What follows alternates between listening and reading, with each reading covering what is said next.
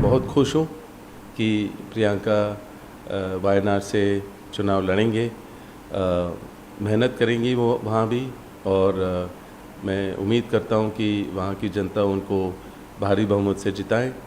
मैंने बिल्कुल ना सुना नहीं, मैंने कहा बस अब सक्रिय राजनीति में और संसद में होना ज़रूरी है उनका, खाली प्रचार के लिए नहीं। प्रियंका ज़रूर सारे मुद्दों को उठाएंगी, हर बात उठाएंगी, जैसे राहुल ने भी उठाया। महिलाओं के बारे में कभी भी वो अपनी आवाज़ नहीं उठाई, प्रियंका उठाएंगी, मुझे पता है। पहले तो मैं देश की जनता को धन्यवाद देता हूँ कि उन्होंने इंडिया गठबंधन को भारी अच्छे नंबर से जिताया और कांग्रेस को अच्छे नंबर पे लाए, और बीजेपी का जो 400 पार का जुमला था उनको हकीकत याद दिला दी कि जनता कितनी उनसे नाराज़ थी।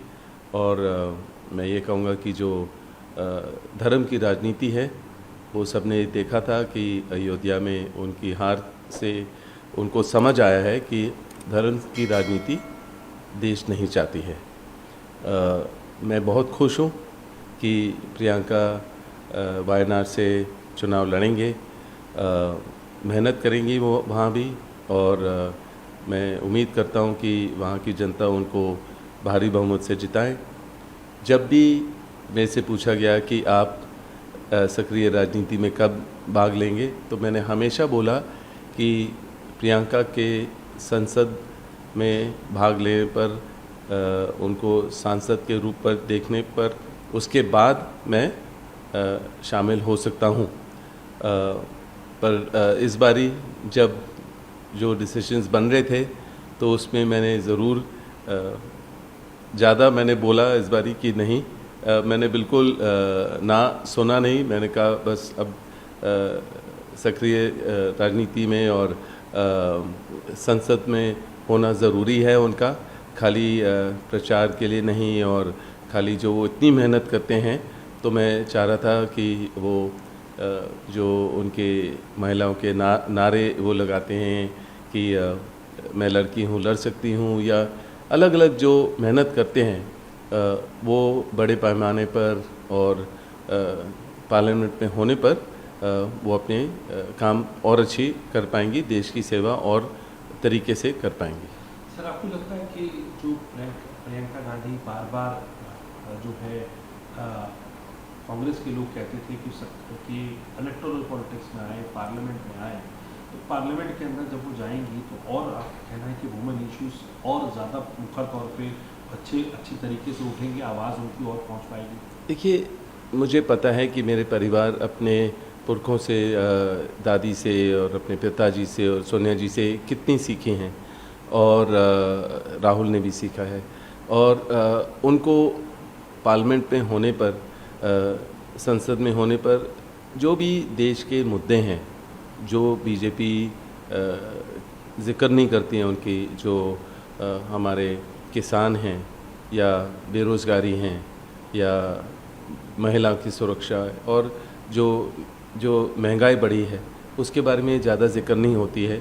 और हम ये देखते हैं कि जो भी वो करते हैं, ज़रूर खाली 2-3 उद्योगपति हैं उनके पास, बीजेपी उनको सारा दे देती है, चाहे बंदरगाह हो या रोड हो या जो भी करना चाहेंगे उनके द्वारा ही अपने काम करते हैं।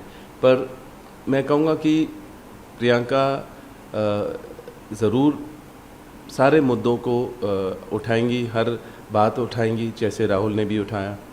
और मैं हालांकि बोलूँगा कि जैसे अगर बीजेपी के जो सांसद बने हैं, जो जब उनसे सवाल किया गया कि पहले प्रधानमंत्री कौन थे, वो उसका जवाब उल्टा दे रही हैं, उनको उसी का समझ नहीं है, और वो आज संसद में हैं।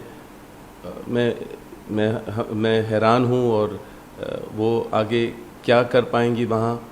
और जो संसद का समय बिगाड़ते थे या ज़ाया करते थे, जो स्मृति ईरानी जी हैं, वो अब वहाँ नहीं होंगी, जो हमेशा परिवार का नाम लेकर अपनी पहचान बढ़ाते थे, और कभी भी उन्होंने महिलाओं के लिए कुछ भी नहीं किया, चाहे वो जो हमारे जो महिलाएं रेसलर थे या मणिपुर जाना या अलग अलग ऐसी चीज़ें हैं महिलाओं के बारे में कभी भी वो अपनी आवाज़ नहीं उठाई।